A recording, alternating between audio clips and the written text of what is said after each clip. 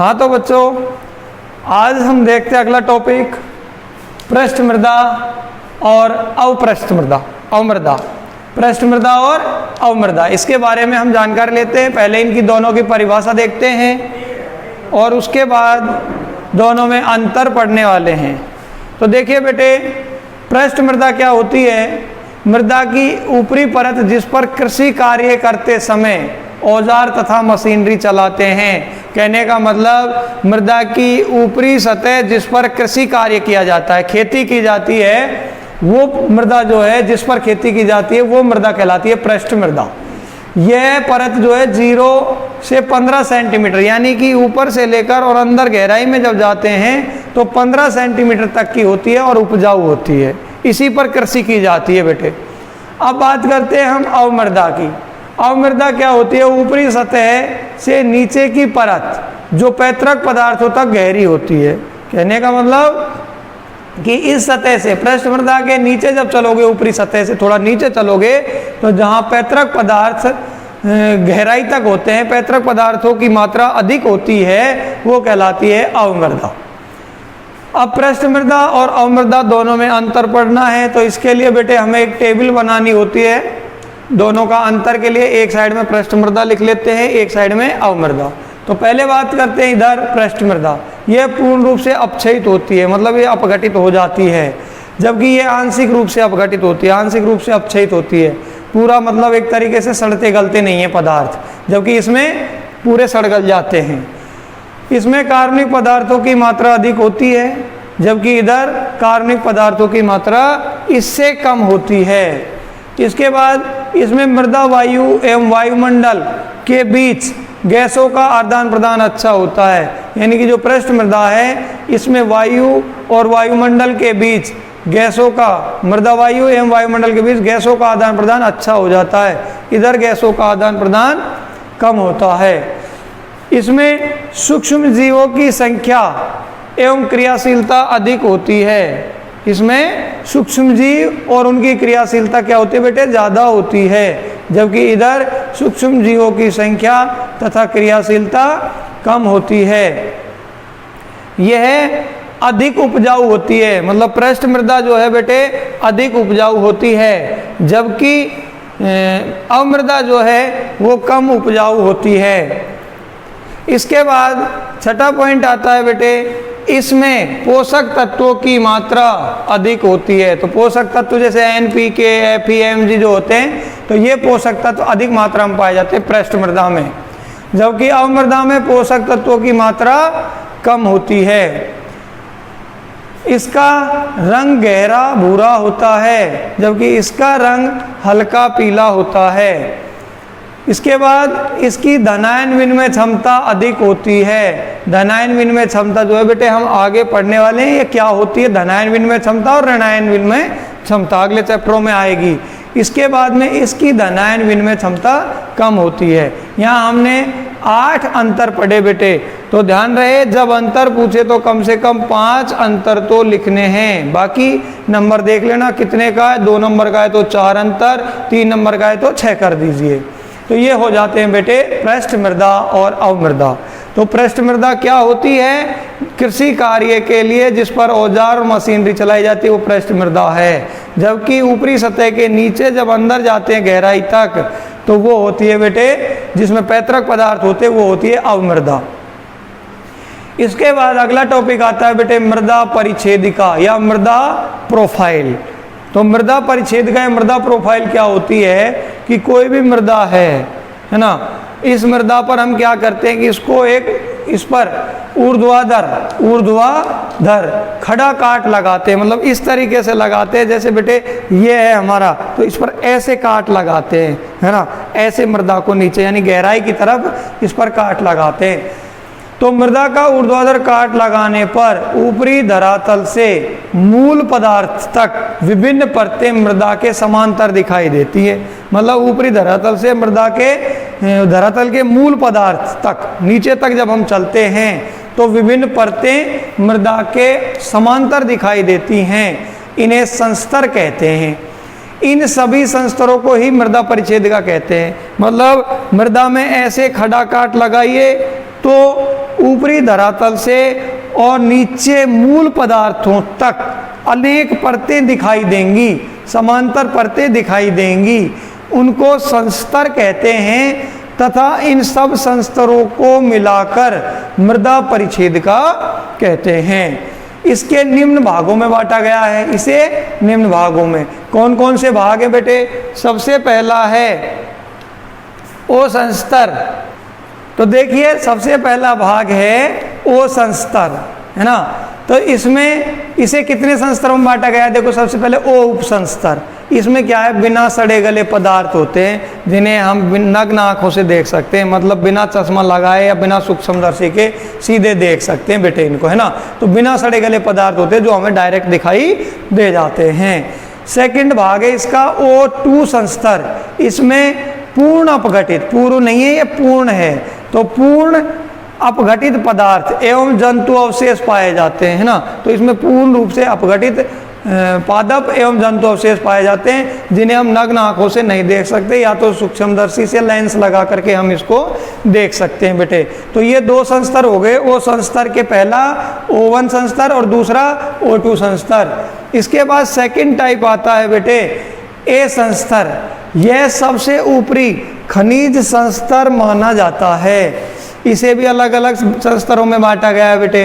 तो खनिज संस्तर मतलब यहाँ से खनिज स्टार्ट हो जाते हैं, इसलिए ये सबसे ऊपरी खनिज संस्तर है। मृदा का ऊपरी संस्तर नहीं है, वो तो क्या है? ऊपरी संस्तर तो ओ है, लेकिन खनिजों का ऊपरी संस्तर ए है। तो ए संस्तर ये सबसे ऊपरी खनिज संस्तर माना जाता है, जिनको भी 3 भागों में बांटा है। ए उपसंस्तर, इसमें कार्बनिक पदार्थ होते हैं और खनिजों का मिश्रण होता है, यानी कि दोनों का मिश्रण पाया जाता है।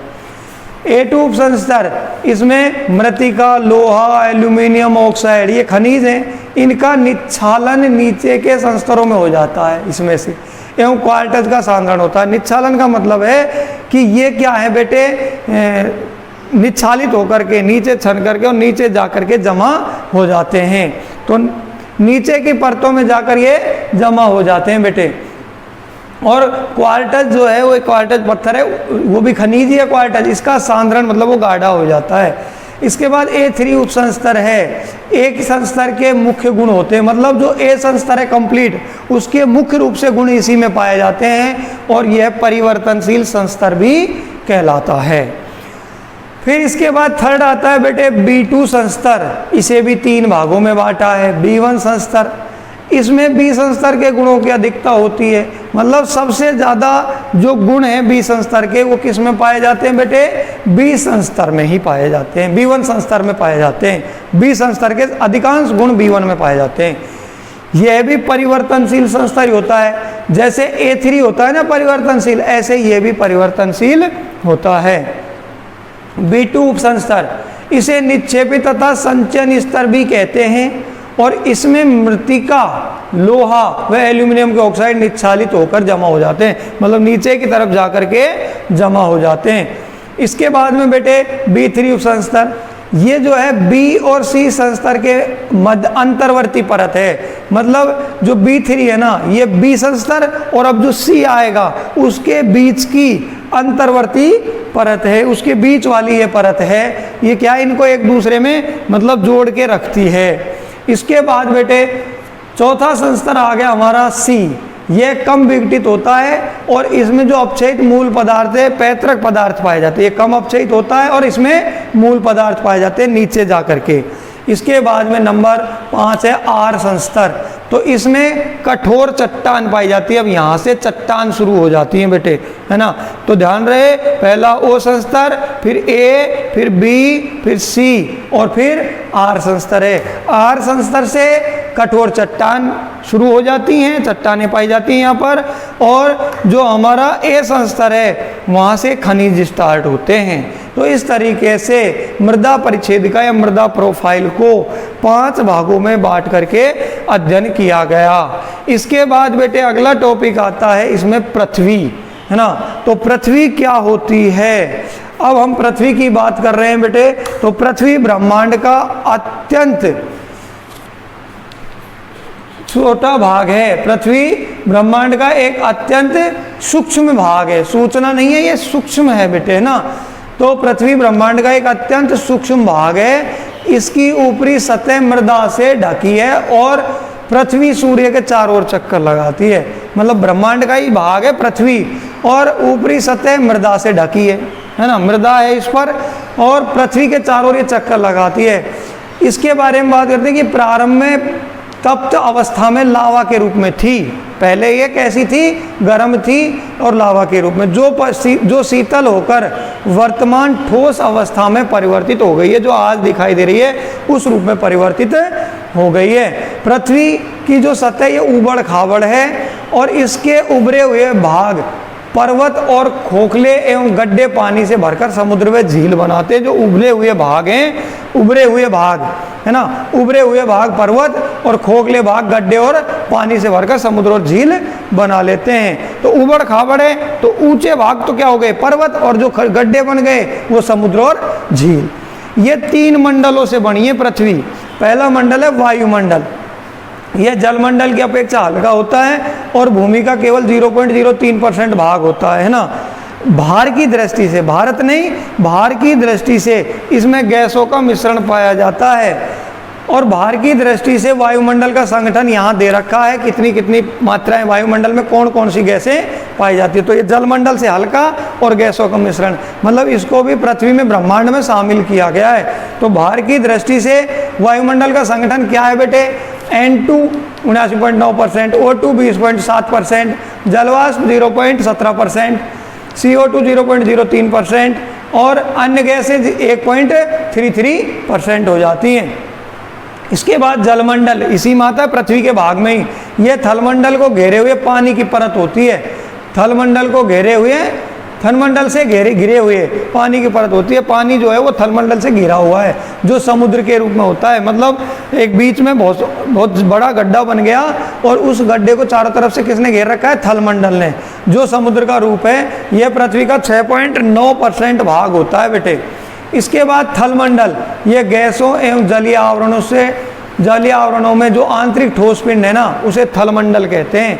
मतलब गैस और जलीय आवरणों के बीच में जो स्थल भाग है उसको थलमंडल कहते हैं। और भूमि का 92.3% भाग ये होता है, यानी 92.3 तो थलमंडल, 6.9% जलमंडल और बाकी वायुमंडल में आ जाता है। लेकिन जो थलमंडल है इसको 2 भागों में बांट दिया, बाहरी या ऊपरी ठोस सतह और दूसरी आंतरिक गर्म या पिघला हुआ पदार्थ। पहली बाहरी या ऊपरी ठोस परत और इसके बाद आंतरिक गर्म या पिघला हुआ पदार्थ। इसके बाद आता है बेटे भूपपड़ी या भूपरपटी क्या होती है। तो थलमंडल की ऊपरी ठोस परत है ना, ये भूपपड़ी या भूपरपटी कहलाती है। ऊपरी ठोस परत यह मुख्य रूप से खनिजों से बनी होती है। भूपपड़ी का ऊपरी स्तर एल्यूमिनियम सिलिकेट खनिज के सेलों से मिलकर बनी है, जिसे Cl कहते हैं। मतलब भूमंडल का ऊपरी सतह किससे बना है? एल्यूमिनियम सिलिकेट खनिज के सेलों से, जिन्हें क्या कहते हैं? Cl कहते हैं। Cl के नीचे मैग्नीशियम सिलिकेट खनिजों से बना स्तर समय कहलाता है। मतलब इस Cl के नीचे क्या है? Mg है, सिलिकेट है और खनिज से बने हुए स्तर हैं, उनको कहते हैं समय। तो भूपपड़ी में निष्क्रिय गैसों के अतिरिक्त लगभग सभी तत्व पाए जाते हैं, लेकिन निष्क्रिय गैसें इसमें नहीं पाई जाती है। तो भूपपड़ी जो है वो थलमंडल का ऊपरी ठोस भाग है, जिसमें मुख्य रूप से खनिज होते हैं, ये ध्यान रहे बेटे। और खनिजों की जो सेल होती हैं उनको Cl कहते हैं। और उसके ठीक नीचे मैग्नीशियम और सिलिकेट का स्तर बना है, जिसको समय कहते हैं। और भूपपड़ी में निष्क्रिय गैसों के अतिरिक्त बाकी सभी गैसें पाई जाती हैं।